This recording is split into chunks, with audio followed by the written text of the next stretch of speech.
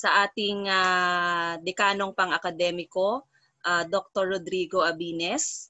Isa na naman pong mahalagang okasyon ang gaganapin natin sa hapong ito na mapapatala sa kasaysayan ng ating pamantasan.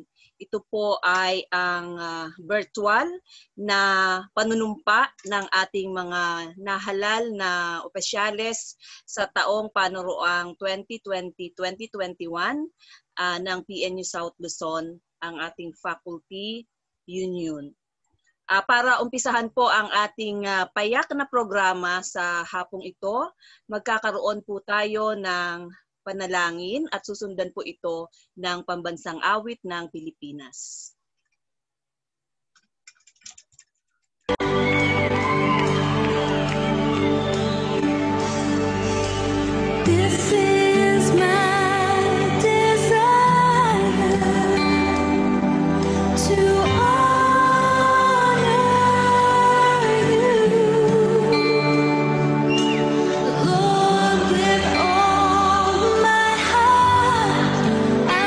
Worship you.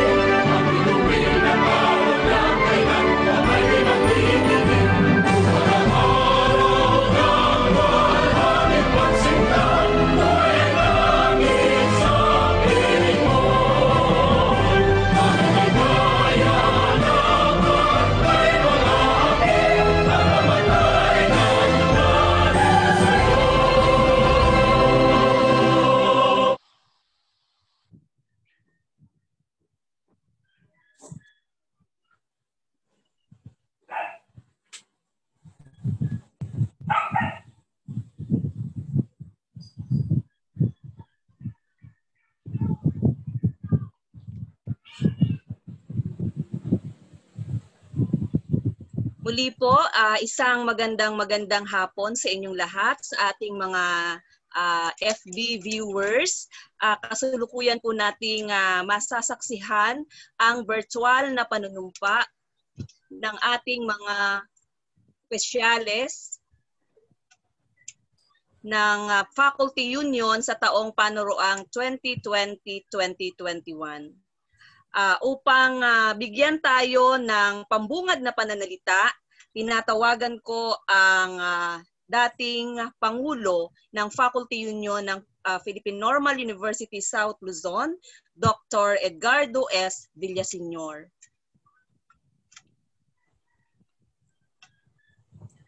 Magandang hapon po sa inyong lahat. Maligayang pagdating sa ating virtual induction program ngayong hapon. At isa pong kagalakan na ako'y maging bahagi ng palatuntunang ito sa panunumpa ng ating mga bagong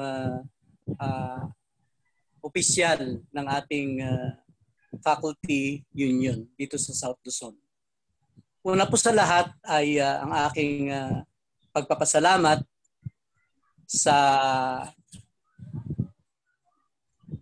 ating lahat, sa mga naging kasama sa pamunuan sa panahon ng aking paglilingkod bilang Pangulo ng Samahan, sa ating dating Executive Director kay Dr. Marites Geronimo at kanyang mga kasama, Ma'am Agnes, at ang ating mga kaguruan. Ganon din naman sa panahon ng pagpasok ng bagong management team sa pangunguna ni Dr. Ruel Avila, ang ating provost, kasama ang ating dean, Dr. Abines, at ang direktor ng ating pananalapi, si Director Ray Cacho. Siyempre, ang director ng ating student affairs, Ma'am Amor, Dr. Amor Lunisa. Sa lahat ng mga nakakasama natin sa pamunuan, maraming salamat po sa inyong pagsuporta, sa inyong pakikisa sa ilang mga programa na ating sinagawa sa mga panahong iyon. Ganon din ang aking pagbati sa bagong pamunuan sa kanilang panunumpa sa hamon ng pandemya na kinakaharap natin at sa hamon ng mga pagbabago na dapat na isagawa at pasimulan ng ating bagong pamunuan. Sa kabuuan, ang lahat ng ating ginagawa, ang ating paglilingkod ay hindi lamang para sa ating mga sarili, kundi lalo't higit sa ating mga batang pinaglilingkuran ng ating mga mag-aaral, mga magulang at ang ating inang pamantasan. So sa hapong ito, pagbati po sa inyong lahat, sa inyong pagtugon sa hamon na ito at ganun din ang aking patuloy na pagsuporta at pagsuporta at lilingkod para din lamang sa ating samahan. Mabuhay po ang pamantasang normal ng Pilipinas, mabuhay ang bagong pamunuan, at mabuhay ang ating inang pamantasan. Maraming salamat po. Maraming salamat po sa ating dating Pangulo ng Faculty Union at ang dating Ehekutibong Direktor ng Pamantasang Normal ng Pilipinas, Timog Luzon.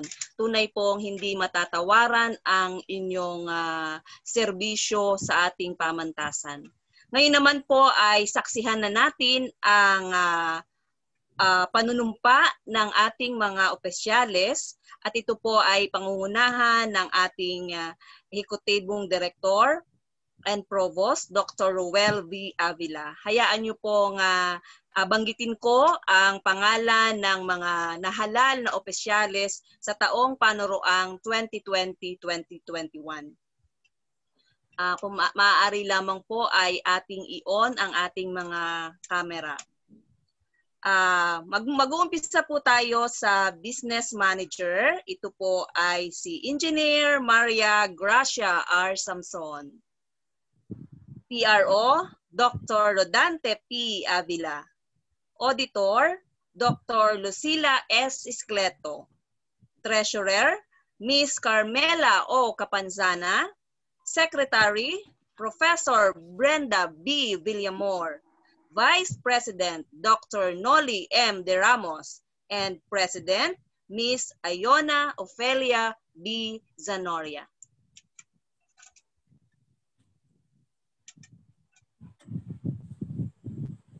Tinatawagan ko po ang ating Executive Director to do the honor. Siguro, maraming salamat, Director Amor Lunisa. Siguro bago yung ating formal na panunumpa sa katungkulan, ay gusto ko lamang bumanggit ng ilang mga bagay. Alam niyo mga kasama, nung una ay hindi naman talaga tayo direktang bahagi ng pangkalahatang asosasyon o samahan ng faculty sa buong sistema. Nagsimula lang ito noong taong 2003 kung saan inorganisa ni Dr. Johnny Varela at Dr. Benji Dumingsil na magkaroon tayo ng isang federasyon.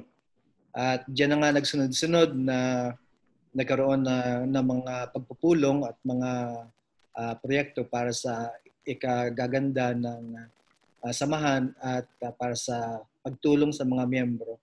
Kaya pumalit sa akin noon si Ma'am Lunisa, tapos ay si Dr. Villaseñor na at ngayon ay si Professor Zanoria.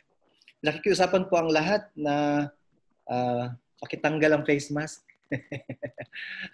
at paki-on po ang ating video at mikropono at sumunod po sa akin. Taas po ang inyong kamay. Panunumpa sa katungkulan. Pakiulit po. Panunumpa sa katungkulan. Ako si, pakibanggit po ang pangalan. Ako si Noli M. De Ramos. Na nahirang sa katungkulan bilang Nahirang sa katungkulan bilang Vice President. ay taimtim na nanunumpa. Ay taimtim na nanunumpa. Natutuparin ko ng buong husay at katapatan. Natutuparin ko ang buong husay at katapatan. Sa abot ng aking kakayahan. Sa abot ng aking kakayahan. Ang mga tungkulin. Ang mga tungkulin. Ang aking kasalukuyang katungkulan. Ang aking kasalukuyang katungkulan. At na mga iba pang pagkaraan ito ay gagampanan ko. At ang gagampanan ko. Sa ilalim ng Republika ng Pilipinas. Sa ilalim ng Republika ng Pilipinas. At Federasyon ng mga Union ng Faculty. At Federasyon ng mga Union ng Faculty. Sa pamantasang normal ng Pilipinas. Sa pamantasang normal ng Pilipinas. Na aking itataguyod. Na aking itataguyod. May pagtatanggol. May pagtatanggol. Ang Konstitusyon ng Pilipinas. Ang Konstitusyon ng Pilipinas. Na tunay na nananalig. Na tunay na nananalig. At tatalima ako rito.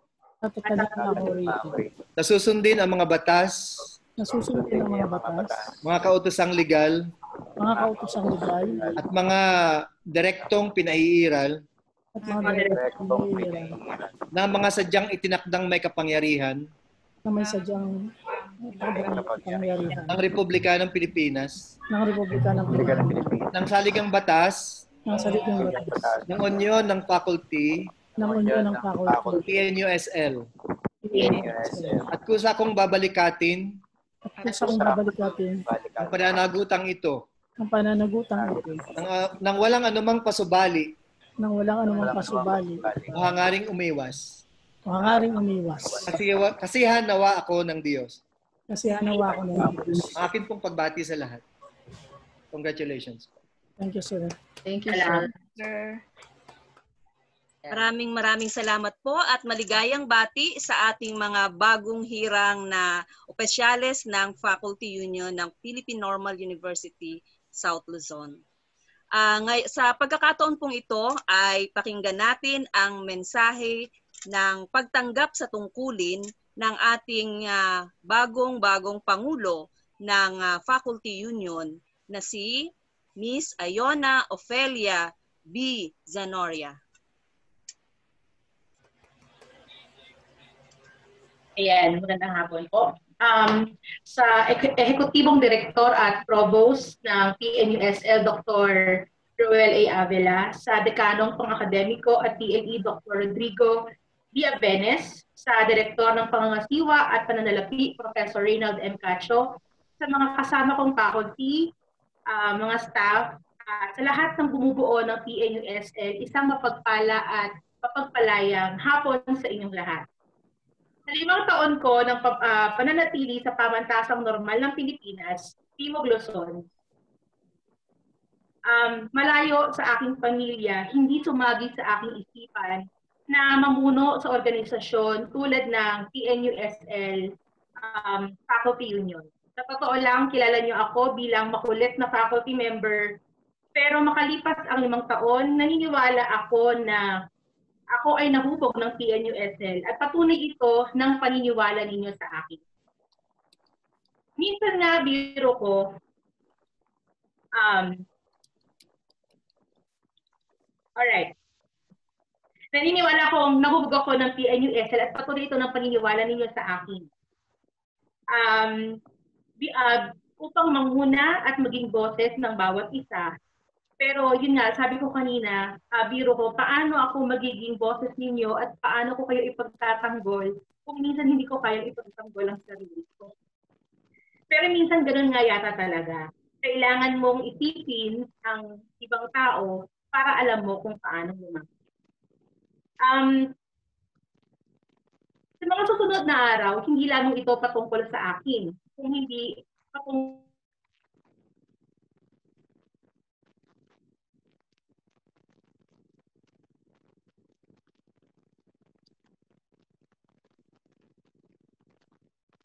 Nawala si Ma'am Iona. Nawala na si Ma'am. Isikapin ko na higitan pa ito. Tayo ay iilan lamang at umaasa ako na tayo ay magkakaisa at maging iisa sa ating hangarin. Hayaan ninyo akong banggitin ang minsang sinabi ni Dr. Amor Eflonista na siyang ating MPO. Ang mag-aaral natin makalipas ang 4 na taon, sila ay aalis at tayo ay mananatili at mananatili. Kaya dapat tayo ay iisa. Anumang hindi pagkakaunawaan ay maaaring pag-usapan at may diplomasya. At kung tayo ay iisa, naniniwala akong mas mapapadali natin ang ating pagtamo ng ating objektibo at layunin para sa ating mga mag-aaral, para sa inang pamantasan at higit sa lahat para sa inang bayan. Kaya ninyo akong pasalamatan si Dr. Edgardo S. Villaseñor sa pagtanggap sa hamon bilang Pangulo ng Union nitong nakaraang taon. Tulad ng palagi kong sinasabi sa inyo, I honor, I celebrate, and I appreciate you, Dr. Ed Villaseñor. Kay Dr. Noli M. De Ramos na aking kaibigan, at siyang pangalawang Pangulo ng Samahan, maraming salamat. Pangahawakan ko ang sinabi mo na kasama kita dito. Huwag mo akong iiwan, Sir Noli. Hindi lingid sa kaalaman ng lahat, ako ay tumatanggi na sana sa posisyong ito. Ngunit kung kayo nga ay naniniwala sa akin, sino ako para hindi maniwala sa aking sarili at atin? Dahil dyan, maraming salamat. Kay Dr. Roel V. Avila, marami po akong salamat sa mainit na pagbati at pagtanggap sa akin kasama ng mga bagong halal na opisyal ng Union. Noon pa man, alam kong naniniwala ka sa akin at nagtitiwala ka sa akin. Isa ka po sa naging gabay ko habang ako ay nasa loob. Maraming salamat. Marami pa tayong gagawin. Sa kabila ng hamon ng pandemyang ito, ngunit umaasa ako na magtatagumpay tayo sa tulong at biyaya ng may kapal. Na siyang nagtakda ng mga kaganapan at mga pangyayari sa mundo. Sa katunayan, hindi ko alam kung ano ang aking sasabihin. Kung hindi, maraming salamat at sama-sama tayo dito. Hindi po ako perpekto. Marami din po akong pinagdaraanan. Pero naniniwala po ako na a leader leads even though he bleeds. Basta magkakasama tayo at isa ang ating hangarin, kaya natin. Bilang pagtatapos, isang pasasalamat po muli sa inyo and congratulations to my fellow FU officers. Congratulations po sa ating lahat. Pagpalain po tayo ng may kapatid. Maraming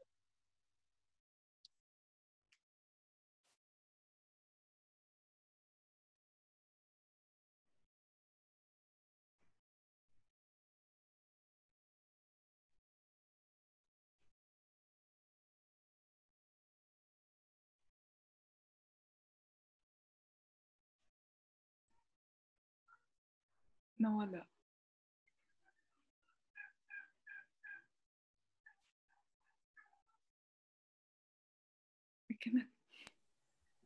Naka-mute.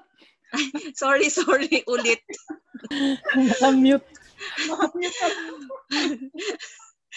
Maraming salamat Pangulong Iona Ofelia V. Zanoria. Asahan mo na kami ng Executive Committee ay kaisa ninyo sa inyong mga layunin. At tayo ay sama-sama upang magampanan ninyo ng maayos ang inyong mga tungkulin. Sa pagkakataon pong ito ay pakinggan natin ang pangwakas na pananalita ng ating dekanong pang-akademiko at TLE. Tinatawagan ko ang masipag na si Dr. Rodrigo D. Abines.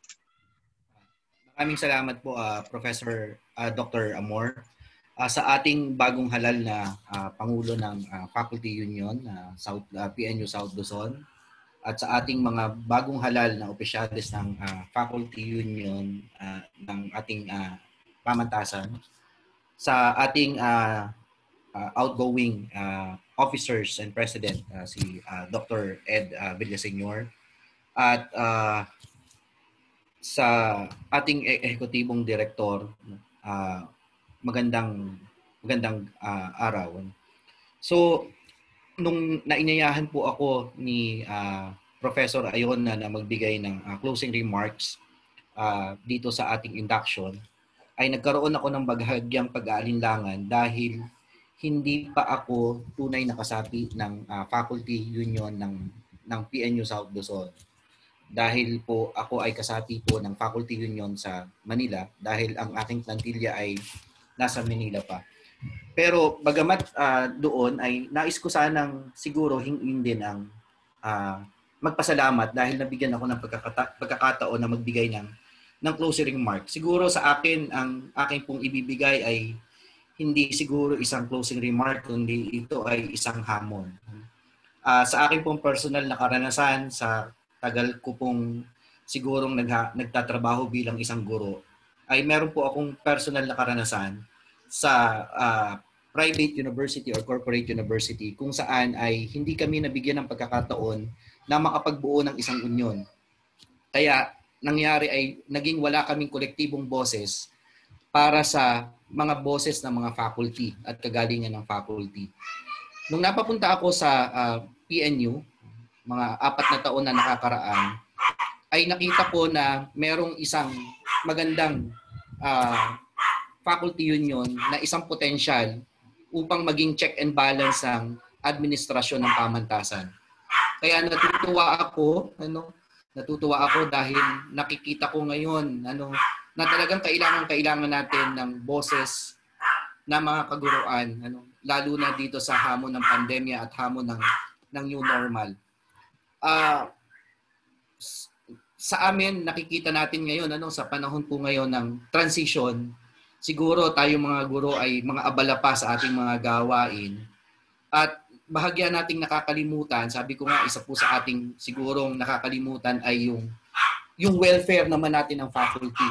Lagi na lang nating iniisip ang welfare ng ating mga estudyante at nakikita natin ng estudyante ay talagang kolektibo nagkakaisa para sa kagalingan at interest ng mga mag-aaral.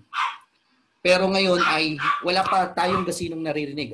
I'm very conscious and I'm looking for that na sana may marinig kaming boses ng kaguruan dahil yan talaga yung aming babalik-balikan. bilang mga ehekutibong opisyalis ng PNUSL, hangad din namin ang kagalingan ng mga kaguruan. Dahil yan din yung aming posisyon na babalikan. Marami tayong siguro ito ay isang hamon na dapat na i-sustain. Ano yung mga dapat i-sustain ng faculty union na mga kagalingan. Halimbawa na lamang ay ang ating 25 hours working load. Ano na yung mga new arrangement at ano na yung mga e-policies o EPNU policies na kailangan natin. So, kami bilang ehekutibong kasama sa executive committee ay naghahangad ng mga suhestyon para sa kagalingan ng mga guro dahil yan yung hindi namin naririnig. Sa ngayon po, bilang membro ng executive ng management ng PNUSL ay medyo nakabaling po kami sa ibang lugar at bahagyan namin nakakalimutan ang kagalingan ng mga kaguruan. Kaya sana po ay magsilbi kayo naming tanglaw para sa kagalingan kasi sapagkat ang inyong kagalingan ay kagalingan din namin bilang mga faculty. So ito po ay kaya sa po ngayon ay ako po ay nagpapasalamat at bilang inyong isang opisyalis ng pamantasan ay sana po ay tulungan niyo po kami at magtulungan tayo para sa ating transition sa bagong normal. So maraming salamat po.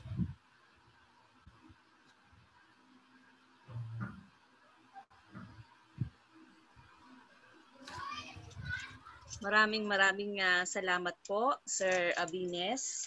Hindi na ako nakamute. Dito po nagtatapos ang programa ng ating panunumpa ng tungkulin ng ating mga bagong halal na opisyal. May announcement po ba ang ating Pangulo? Sa ngayon po ay wala naman po. Kung ganun po ay magkakaroon po tayo ng picture taking. Kung maaari po ay i-on ang mga camera ng ating mga kasama. Josh?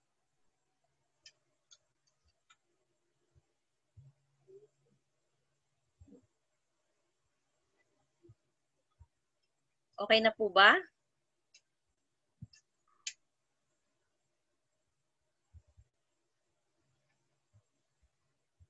Magka-count, Josh. Ready? 1, 2, 3. Isa pa po. Isa pa po. Sir Josh, isa pa. Isa pa po. May one more. 1, 2, 3. Okay, ipinapaabot ko po ang pasasalamat kay Josh kahit siya ay walang opisina sa araw na ito ay pinili niya na tayo ay samahan. Thank you, Josh. Maraming salamat din po sa lahat. Magandang hapon po. Salamat, Ma'am Amor. Thank you, Den. Thank you sa lahat. Salamat po sa lahat. Salamat sa lahat. Thank you po. Bye-bye. Bye po. Thank you po. Maraming pong salamat sa lahat. Thank you. Thank you po.